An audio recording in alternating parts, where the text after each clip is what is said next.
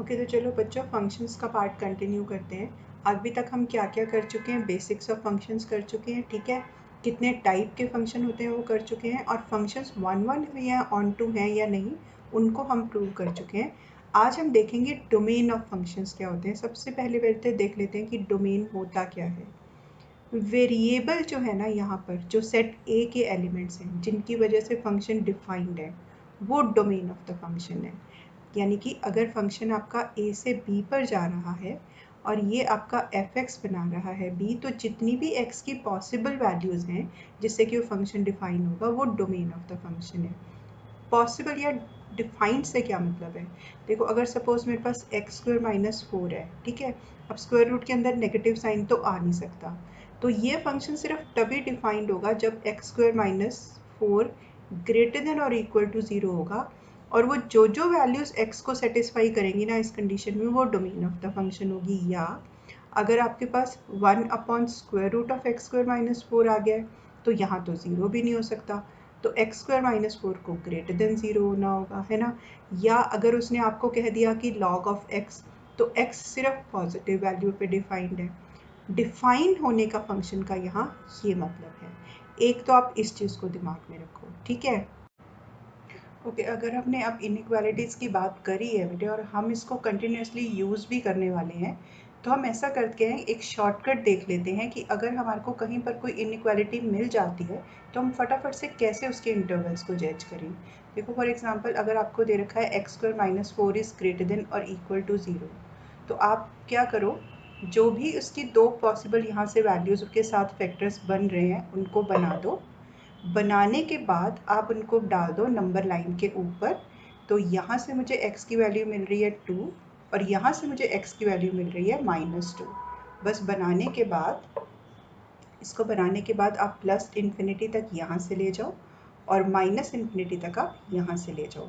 फिर ना आप कितनी बार भी चेक करके देख लो, जब भी आपके पास जो होगा ना इस तरह का इंटरवल बन जाएगा, तो यहाँ पर सबसे राइट हैंड साइड पे पॉजिटिव वैल्यू देगा, देन नेगेटिव, देन पॉजिटिव, ऐसे एक एक करके जंप करता जाएगा। अब ये फंक्शन ग्रेटर देन और इक्वल टू ज़ीरो है, यानी एक तो यहाँ से यहाँ को सेटिस्फाई कर रहा है और एक यहाँ से यहाँ को सेटिस्फाई कर रहा है, ठीक है। तो उसकी पॉजिटिव वैल्यूज़ कहाँ से होंगी, 2 से लेके इन्फिनिटी तक। एक तो ये इंटरवल हो गया, और यहाँ पर बीच में इंटरवल ब्रेक हो रहा था इसलिए मैंने डाल दिया यूनियन, एक इंटरवल आपका ये हो गया, ठीक है। तो ये वाली जो वैल्यूज़ हैं, ये वाली दोनों वैल्यूज़ पर चेंज होगा फंक्शन, या नेगेटिव या पॉजिटिव। तो इंक्रीजिंग यानी ग्रेटर देन ज़ीरो के लिए तो आपका ये हो गया, मतलब ग्रेटर देन ज़ीरो के लिए।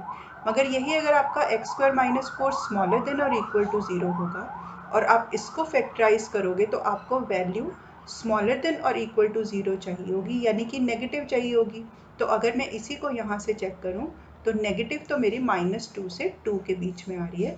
तो इस केस में जो डोमेन होगा वो आपका ये बन जाएगा, और ग्रेटर देन ज़ीरो के केस में ये बन जाएगा, ठीक है। देखो अब हम कुछ क्वेश्चंस करते हैं। मैं अभी सिर्फ डोमेन की बात कर रही हूँ, मतलब एक्स की कौन कौन सी वैल्यूज़ की बात कर रही हूँ। आप यहाँ पर देख रहे हो फंक्शन मेरा बहुत ही सीधा सा है, कहीं पर भी परेशान करने वाला नहीं है। तो यहाँ तो x तो हो गया एलिमेंट ऑफ r, यानी कि आप कह सकते हो domain of function is equal to r। अब ये हो गया रूट ऑफ x, तो x को ग्रेटर देन और इक्वल टू ज़ीरो होना होगा, है ना। तो डोमेन ऑफ फंक्शन क्या हो जाएगा, ज़ीरो से इन्फिनिटी, ज़ीरो इंक्लूडेड है ना, और इन्फिनिटी पे हम कभी क्लोज ब्रैकेट डालते नहीं। अब इसने मुझे कंडीशन क्या दे दी कि x माइनस वन को ग्रेटर देन और इक्वल टू ज़ीरो होना होगा। तो इसका मतलब मैं क्या कर सकती हूँ, x की वैल्यू को 1 से लेके इन्फिनिटी तक कहीं पर भी लूँगी, 1 भी ले सकती हूँ क्योंकि ये ज़ीरो हो सकता है। पर अगर मुझे इसको करना है, तो अब क्या होगा, मैं x के साथ, जैसे यहाँ मैंने इक्वालिटी साइन डाला था ना बेटे, अब मैं इक्वालिटी साइन नहीं डाल सकती because denominator can not be equal to zero. तो आपके पास हो गया x इज इक्वल टू 1। यहाँ पर मुझे फंक्शन परेशान नहीं कर रहा, तो डोमेन ऑफ फंक्शन आपके पास हो गया r। अब मेरे पास आया ये वाला क्वेश्चन, ठीक है। ओके, तो इसके लिए मैं क्या करूँगी, सबसे पहले ना मैं इसको नंबर लाइन पे डाल दूँगी। मेरे पास कौन कौन से पॉइंट्स हैं, देखो थोड़ा सा ध्यान से देखना। मेरे पास यहाँ से वैल्यूज़ कौन कौन सी निकल रही हैं, एक तो x इज इक्वल टू 4 निकल रहा है। मैं अभी सिर्फ पॉइंट्स निकाल रही हूँ बेटे, कहाँ डिफाइंड है ये नहीं निकाल रही। सिर्फ नंबर लाइन ड्रॉ करने के लिए 1, 4 और 5। ओके, इधर से ये गया आपके पास प्लस इन्फिनिटी पे, इधर से ये आपके पास गया माइनस इन्फिनिटी पे। अब एक बात तो श्योर हो गई, ये तो मैंने सिर्फ क्रिटिकल पॉइंट्स निकालने के लिए किया था, लेकिन एक बात तो श्योर हो गई, ना तो x 1 हो सकता है, ना तो x 5 हो सकता है, और अगर ये स्क्वायर रूट के अंदर है तो this function can be greater than और इक्वल टू 0। तो अब देखो बस शुरू हो जाओ, कहाँ पे प्लस माइनस। ग्रेटर देन के लिए एक तो ये वाला पार्ट आएगा और एक ये वाला पार्ट आएगा। आप देखो मैं इसको इंटरवल्स में डिवाइड कर दूंगी। देखो 1 को ओपन इंटरवल में डाल दूंगी, 4 को ले सकते हैं, उसकी वजह से 0 होगा 4 यूनियन, और मैं 5 को भी नहीं ले सकती से इनफिनिटी। तो ये इस फंक्शन का हो गया डोमेन। ठीक है, अच्छा अब आप कोई भी एक और फंक्शन लिखो, जैसे कि फॉर एग्जांपल मेरे पास f ऑफ x है is equal to 2x minus 1 upon 3x minus 2 है। तो बस मुझे क्या देखना है यहाँ पर कि 3x माइनस 2 जो है ना इक्वल टू 0 नहीं हो सकता, यानी x इज इक्वल टू 2/3 नहीं हो सकता। तो यहाँ से मेरे पास डोमेन ऑफ फंक्शन क्या बन जाएगा, डोमेन ऑफ फंक्शन मेरे पास बन जाएगा रियल नंबर माइनस 2/3। यहाँ पर आप देख रहे हो मैंने एलिमेंट निकाला है, यानी कोई भी रियल नंबर पॉसिबल है एक्सेप्ट 2/3। ठीक है, अच्छा अब देखना बेटे, आपको लग रहा होगा ये और ये क्वेश्चन बिल्कुल एक सा लग रहा होगा, है ना, लेकिन है नहीं। देखो यहाँ पर तो ना मेरे को पूरा का पूरा ये वाला पार्ट जो है ग्रेटर देन 0 चाहिए। अब देखो आपको जो मैंने ऊपर शॉर्टकट दिया था वो आपके बहुत काम आने वाला है। ये हुआ 1 2, ये आपको गया प्लस इन्फिनिटी और यहाँ से गया minus infinity, plus minus plus. तो कहाँ से कहाँ पॉजिटिव होगा, 2 से ऊपर और 1 से नीचे, और ये ग्रेटर देन 0 भी हो सकता है। तो मेरे पास जो डोमेन बना वो ये बना, और यहाँ मैं डाल सकती हूँ यूनियन, यहाँ भी स्क्वायर ब्रैकेट डाल सकती हूँ। ये हो गया मेरे पास डोमेन। अब ज़रा इस पर आओ, देखो यहाँ पर ना ये एक ही फंक्शन था, यहाँ पर ये मेरे पास एक फंक्शन f है, ये फंक्शन g है, ये मल्टीप्लाई हो रहे हैं। तो एक मैं आपको बात बताऊँ कि अगर कोई भी फंक्शन ऐड हो रहा होगा या मल्टीप्लाई हो रहा होगा या डिवाइड हो रहा होगा या सब्ट्रैक्ट हो रहा होगा, तो आप दोनों का अलग अलग डोमेन निकालोगे, और जो उनका इंटरसेक्शन यानी कॉमन पार्ट होगा वही पार्ट ऑफ वही domain of the whole function बन जाएगा। तो अब मेरे पास ये f की तरह है, ये g की तरह है। ठीक है, यानी x माइनस 1 भी ग्रेटर देन और इक्वल टू 0 हो सकता है, और x माइनस 2 भी ग्रेटर देन और इक्वल टू 0 हो सकता है। तो यहाँ से मुझे ये वैल्यू मिल गई और यहाँ से मुझे ये वैल्यू मिल गई। अब ज़रा दोनों का इंटरसेक्शन लो, ये 1 और ये 2, ये पूरा इसमें गया, ये पूरा इसमें गया, इसके बाद तक का पार्ट दोनों में आ रहा है। तो x can be greater than equal to 2, यानी डोमेन ऑफ फंक्शन जो हो गया वो हो गया 2 से लेकर इन्फिनिटी तक। ठीक है, अच्छा अब ऐसा ही ना एक और क्वेश्चन देखो, जैसे सपोज मेरे पास है y इज इक्वल टू, ये तो मैंने यही रहने दिया, इसको मैंने 4 माइनस एक्स कर दिया। ठीक है, अब ज़रा ऐसा करते हैं, जिस तरह से इसमें हमने इसको दो फंक्शंस में तोड़ दिया था, इसको भी तोड़ कर देखते हैं।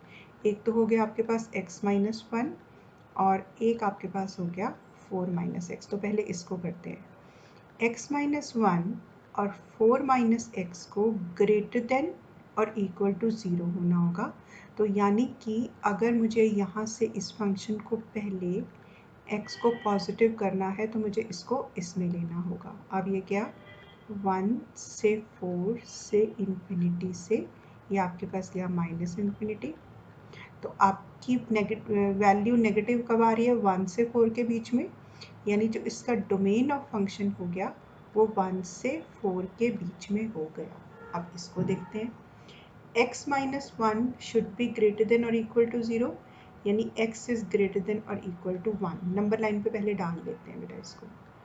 ठीक है, यानी ये तो मुझे कह रहा है कि मैं इससे ऊपर कहीं पर भी जा सकती हूँ, ओके, 4 माइनस एक्स को ग्रेटर देन और इक्वल टू 0 होना होगा, तो x जो होगा वो स्मॉलर देन और इक्वल टू 4 हो जाएगा।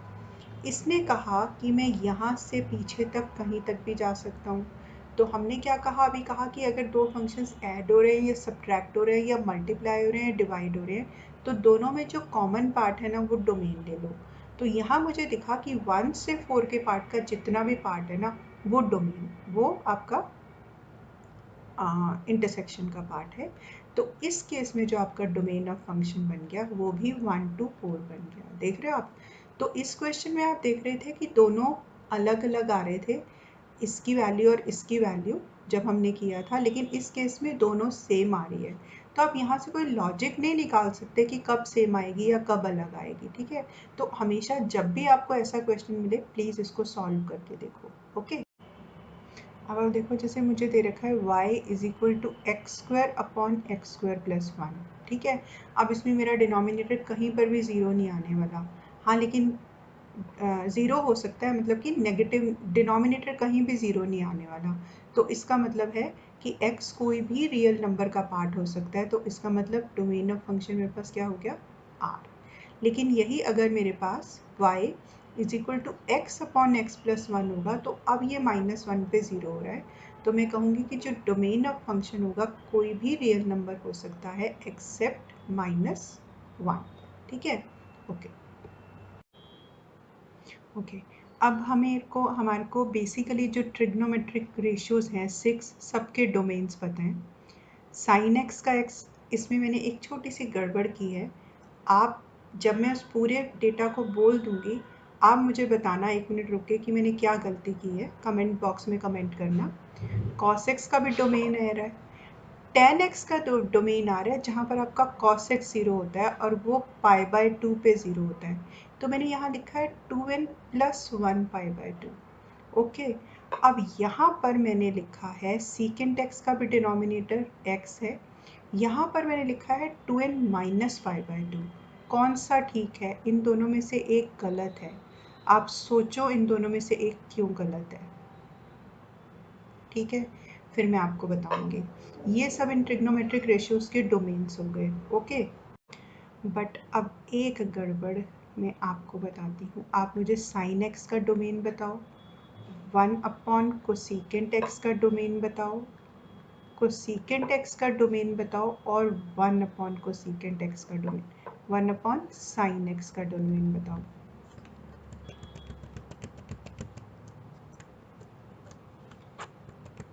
देखो बेटे, 1 अपॉन साइन एक्स का डोमेन बताओ। आप सोच रहे होगे इसमें क्या गड़बड़ है, सारे एक से तो लग रहे हैं। नो, इसका मतलब ये नहीं है कि आप इसको साइन एक्स बनाओ और हो गया। देखो क्यों, साइन एक्स तो जहाँ पर 0 है ना वहाँ पर भी डिफाइंड है, तो जो इसका डोमेन है वो तो है आपका रियल नंबर। लेकिन जब 1 अपॉन कोसेकेंट एक्स है ना, तो ये 0 नहीं हो सकता। इसका मतलब अगर मैं इसका डोमेन लिखूंगी तो वो होगा r माइनस जहाँ जहाँ पर ये 0 है n π। इसलिए आप इसको रेसिप्रोकेट कर दोगे तो आंसर 0 आएगा, ये ज़रूरी नहीं है बेटे। पहले भी ना मैंने आपको ऊपर भी जैसे स्क्वायर रूट वाले क्वेश्चंस पे और इन चीज़ों पे ध्यान दिया है। हम डोमेन लिखने में गड़बड़ कर जाते हैं, तो प्लीज़ इन छोटी छोटी चीज़ों को अकाउंट में लो कि आपको फंक्शन जिस भी प्रेजेंट फॉर्म में गिवन है ना, आप उसके अंदर पहले कोई भी प्रॉपर्टी यूज़ करते हुए उसको सिंगल फंक्शन में कन्वर्ट मत करो। फंक्शन का डोमेन निकालने के लिए हमेशा उसको ओरिजिनल फॉर्म में छोड़ो। द मोस्ट इम्पॉर्टेंट क्लू जो आपको डोमेन लिखने में गलती दे सकता है। देख रहे हो आप, दोनों यहाँ फ़र्क हो गए। अब आपने कोसेकेंट एक्स को किया तो जो इसका डोमेन बन गया ना वो फिर से r माइनस n पाई बन गया, क्योंकि उसी पे 0 होगा। और 1 अपॉन साइन एक्स में फिर से domain of function is equal to r minus n pi बन गया। So there is no hard and fast rule. कभी भी आप जो भी आपको क्वेश्चन मिला है, बजाय कि आप उसको कोई भी प्रॉपर्टी लगा के या कुछ भी करके पहले कन्वर्ट करो, उसको ओरिजिनल फॉर्म में उसका डोमेन लेकर चलो, ठीक है? अब ज़रा मुझे आप बताओ यहाँ मैंने क्या गड़बड़ करी है। देखो, n is an element of whole number आप लोगे यहाँ पर, है ना कि नेचुरल नंबर लोगे। आप यहाँ पर n आपने क्या लिया है उसको मेंशन करोगे। देखो r के बीच में 0 भी आ गया है और मैंने n को लिया है होल नंबर, तो ये होल नंबर लेने की वजह से ये बैठ रहा है फिट। लेकिन अगर मैं यहाँ पर होल नंबर ले लूँगी तो ये क्या हो जाएगा, प्लस π/2 हो जाएगा। और यहाँ पर आपने n को लिया है नेचुरल नंबर। तो आप जब भी आप ये वाले रिलेशंस लिखोगे इनका ध्यान रखोगे। ओके, रेंज शुरू करते हैं। रेंज क्या है बेटे, सेट ए में जितने भी एलिमेंट्स हैं सेट बी में सब उसकी इमेजेस हैं, है ना। वो जो इमेजेस की वैल्यू है मैक्सिमम और मिनिमम, जो कि हम कोड डोमेन में से निकालते हैं, जो कि कोड डोमेन में प्रेजेंट होती हैं। क्या मतलब कि आप वेरिएबल की वैल्यू रखते जाओगे और यहाँ पर फंक्शन अपनी एक वैल्यू देता जाएगा, तो उसमें जो मिनिमम से मैक्सिमम तक की वैल्यू होगी वो उसका रेंज का पार्ट होगी। ठीक है, ओके। देखो, रेंज का क्वेश्चन आते ही ना सबसे पहले आप उसमें चेक करो कि जो डेटा उसने हमें दिया है उस पे डोमेन या फंक्शन डिफाइंड भी है या नहीं है। अगर तो डिफाइंड नहीं है तो आप सीधा कह दो रेंज डज नॉट एग्जिस्ट। ठीक है, फॉर एग्जाम्पल आप ये क्वेश्चन देखो, उसने मुझे कहा कि एक फंक्शन r से r पे जा रहा है, पर जब मैं फंक्शन पर गई तो ये फंक्शन तो कहता है कि x को 0 नहीं होना चाहिए। ये आपको कह रहा है कि इसका जो डोमेन है वो r होना चाहिए, और ये आपको कह रहा है कि जो इसका डोमेन है वो r-0 होना चाहिए। तो इसका मतलब ये तो फंक्शन ही नहीं है। फंक्शन क्यों नहीं है कि यहाँ पर x के पास जो 0 होगा उसके पास कोई इमेज ही नहीं होगी, तो ये फंक्शन ही डिफाइंड नहीं है। तो आप इसको कह दोगे रेंज डज नॉट एग्जिस्ट। आप समझ रहे हो। हाँ, अगर उसने आपको ये दे रखा होता तो जैसे फॉर एग्जांपल ये क्वेश्चन आपका ऐसे होता, function goes to r-0 to r, तब आप इसको सॉल्व करते अगर आपको ऐसे दे रखा होता तो। एक तो ये केस है, एक ये केस है, और एक ये देखो, ये भी मैंने क्वेश्चन लिया है सेम। यहाँ पर ना उसने आपको दे ही नहीं रखा फंक्शन, तो अगर ऐसे ना दे रखा होता है तो इसका मतलब वो अंडरस्टूड मान के चल रहा है कि आपको पता है कि ये फंक्शन डिफाइंड है और अब इसकी रेंज निकालो। तो इस केस में तो हम क्वेश्चन को सॉल्व करेंगे ही नहीं, और ये समझ लो एक ही बात है। ठीक है, इसी तरह से मैंने देखो एक और क्वेश्चन लिया, उसने आपको ये क्वेश्चन दिया कि फंक्शन जा रहा है r से r पर, लेकिन आपने जब एक्चुअल फंक्शन को देखा तो ये तो 0 हो रहा है डिनोमिनेटर किस पे, 3/2 पे, तो इसकी तो डोमेन ही मुझे ठीक नहीं दी हुई, तो इसका मतलब इसकी रेंज जो है डज नॉट एग्जिस्ट हो गई। यहाँ पर इसने मुझे प्रॉपर इंटरवल दिया था कि डोमेन तो ये है, ठीक है, इस पे बैठ रहा है, कोडोमेन रियल नंबर में से निकलना चाहिए, रेंज आप निकाल के दो। ठीक है, इसको हम सॉल्व करेंगे। इसमें उसने आपको कुछ नहीं दिया, इसका क्या मतलब है, दिस इज अंडरस्टूड की है, तो इसको भी हम सॉल्व करेंगे। तो ये और ये क्वेश्चन इक्वल है, इस पे आप सीधा सीधा कह दोगे रेंज डज नॉट एग्जिस्ट। ठीक है, सबसे पहले तो आपने इस चीज़ पे ध्यान दिया। अब हम इन दोनों क्वेश्चंस को, कि अगर हमारा डोमेन इसमें प्रॉपर है तो हम सॉल्व कर रहे हैं और रेंज निकाल रहे हैं, तो रेंज निकालने का हमारे पास क्या तरीका है, आप इसको उल्टा कर लो, यानी x की वैल्यू निकाल लो। ठीक है, और अब आप यहाँ पर देखो कि y कहाँ कहाँ पर डिफाइंड है। ठीक है, तो अब क्या हो सकता है, y यहाँ पर 0 नहीं हो सकता, कोई भी रियल नंबर हो सकता है, तो इस फंक्शन की रेंज हो गई any real number minus element 0। ठीक है, और इसका भी आंसर इस हिसाब से यही हो गया, तो डोमेन भी यही हो गया और रेंज भी यही हो गया, ये हो ही नहीं सकता। अब इसको सॉल्व करते हैं। f of x is equal to 3x minus 2 upon 2x minus 3, that means y is equal to 3x minus 2 upon 2y minus 3, और मैंने इसको किया सॉल्व, तो ये भी यही आएगा 3y minus 2 upon 2y minus 3। तो इसका मतलब y कोई भी वैल्यू ले सकता है, y element of real number है एक्सेप्ट 2/3। तो ये मेरे इस पार्ट की हो गई रेंज। और इस क्वेश्चन में एक बहुत मज़ेदार पार्ट और भी है जो मैंने क्वेश्चन लिया, उसके पीछे स्पेशल पर्पस है। देखो आप यहाँ देख रहे हो, ये इट्स काइंड ऑफ शॉर्टकट। यहाँ पर 3 है, यहाँ पर भी 3 है, यहाँ पर 2 है, यहाँ पर भी 2 है, और दोनों के बीच में नेगेटिव साइन है। आप देखना ये क्या बन रहा है ना। तो अगर आप कुछ ऐसा पैटर्न देखो तो आप इस चीज़ को दिमाग में बिठा लो कि आप इसको डायरेक्ट सॉल्व कर सकते हो, ठीक है। चलो कुछ और क्वेश्चंस पे चलते। नेक्स्ट क्वेश्चन है मेरा y is equal to X square upon X square plus 1। अच्छा, अब मैं ना, क्योंकि हम रेंज को निकालना सीख रहे हैं, तो मैं आपको ये नहीं दूंगी फंक्शन कहाँ से कहाँ जा रहा है, और कुछ ना दिए होने का मतलब है कि ये फंक्शन डिफाइंड है, डोमेन इसका जो भी है वो प्रॉपर है। अब मुझे निकालना है इसका रेंज, ठीक है। ओके, इसका रेंज निकालने में अगर मैं इसको समझ के चलूँ तो आप ये देखो कि ये नंबर हमेशा पॉजिटिव रहने वाला है और इसमें कुछ ऐड हो गया, यानी कि मेरा जो न्यूमरेटर है वो ऑलवेज स्मॉलर देन डिनोमिनेटर होने वाला है। तो जब भी ऐसा होता है, जैसे अगर आप देख लो आपने लिखा 3/4, तो आंसर हमेशा आपका डेसिमल से शुरू होगा, 1 तक जाएगा ही नहीं। इसका मतलब ये वाला नंबर हमेशा लेस देन 1 होने वाला है और 1 कभी भी नहीं होगा। तो मैंने इसकी रेंज को गेस करना शुरू कर दिया है। जो इसकी रेंज होगी वो 1 तक होगी, लेकिन 1 नहीं होगी। हाँ, लेकिन जब x 0 होगा तो 0 होगी, और अगर कुछ नेगेटिव भी होगा तो इसकी वजह से पॉजिटिव हो जाएगा। ये तो मैंने गेस करके निकाल लिया कि इसकी रेंज ये होगी।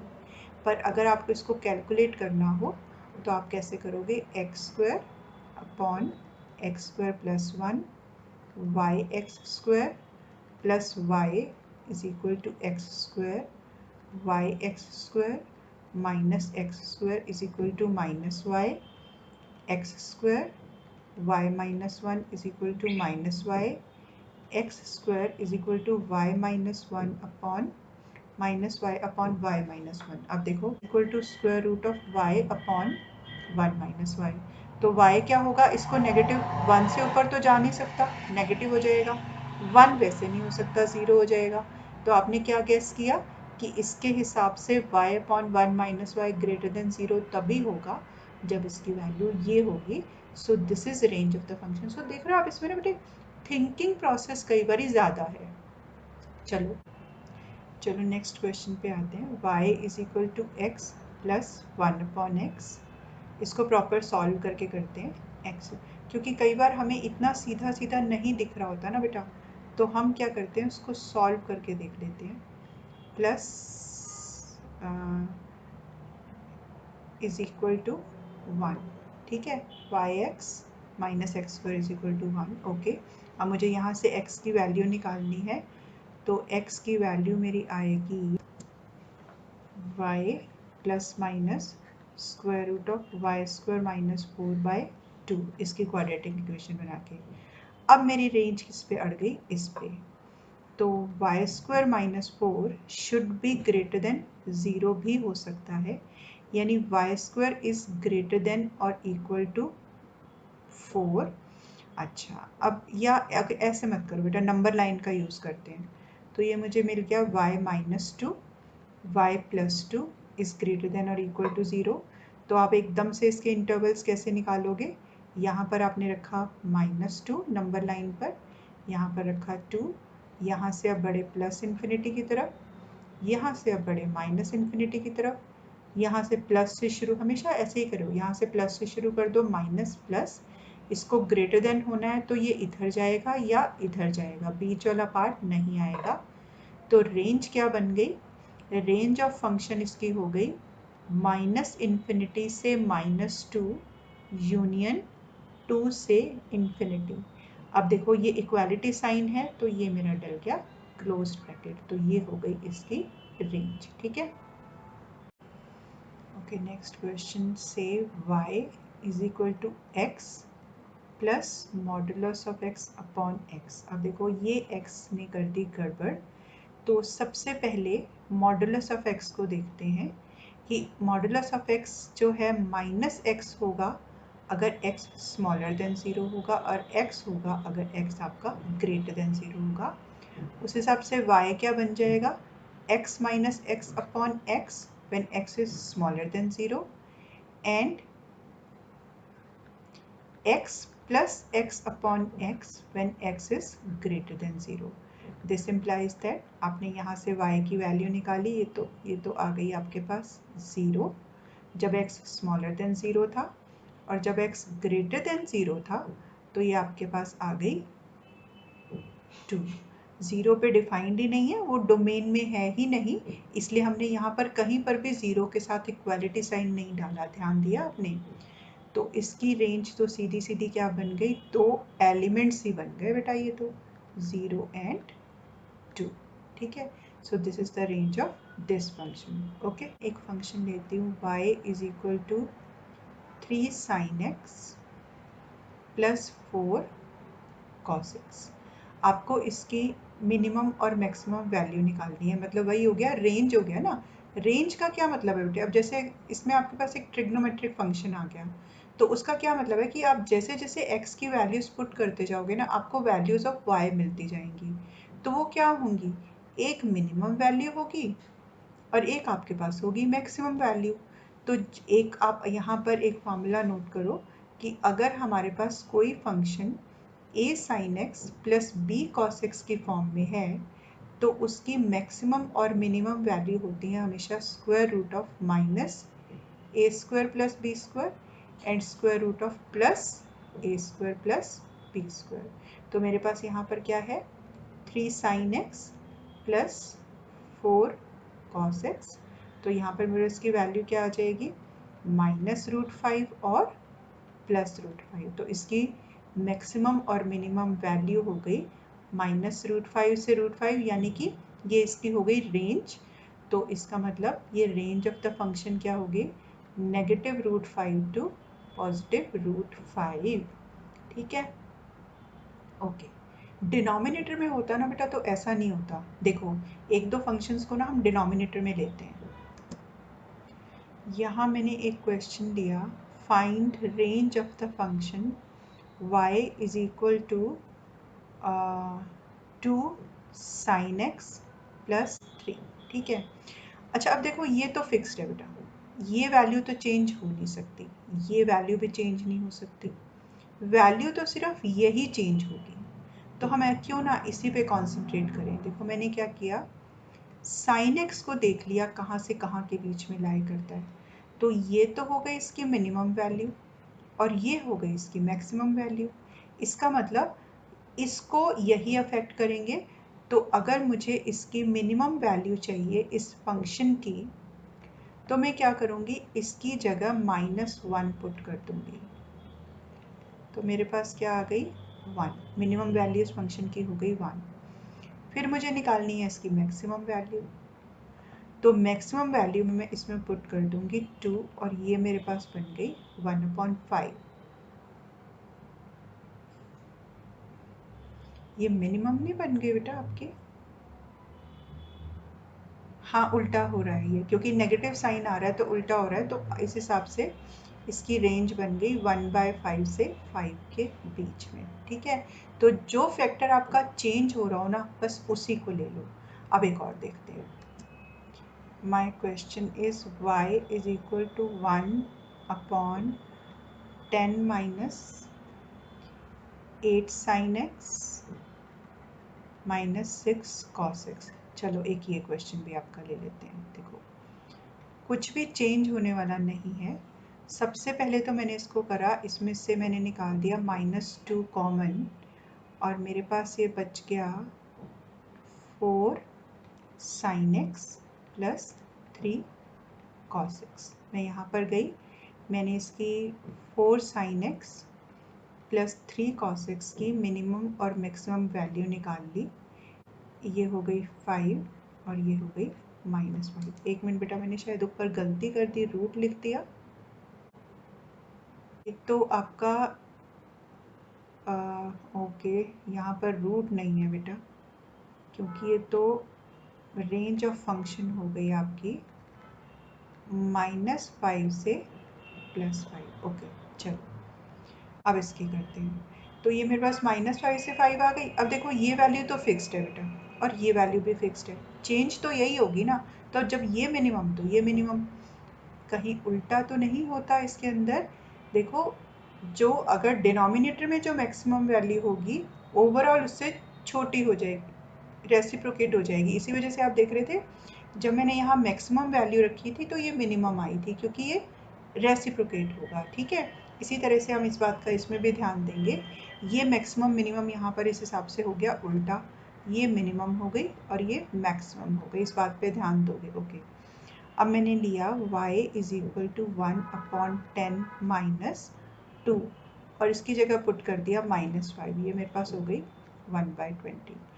एक बार मैंने लिया y is equal to 1/10 -2 into 5 और ये हो गई मेरे पास इन्फिनिटी। तो वैल्यू चली गई 1/20 से इन्फिनिटी। अब एक चीज़ आप देखो, यहाँ पर ये वैल्यू स्मॉल के साथ स्मॉल आ रही है और बड़े के साथ इन्फिनिटी पे जा रही है, ऊपर ऐसा नहीं है। तो आप इस चीज़ पे प्लीज़ अच्छे से ध्यान देना। ठीक है, ओके, प्रैक्टिस अभी के लिए, बाय बाय।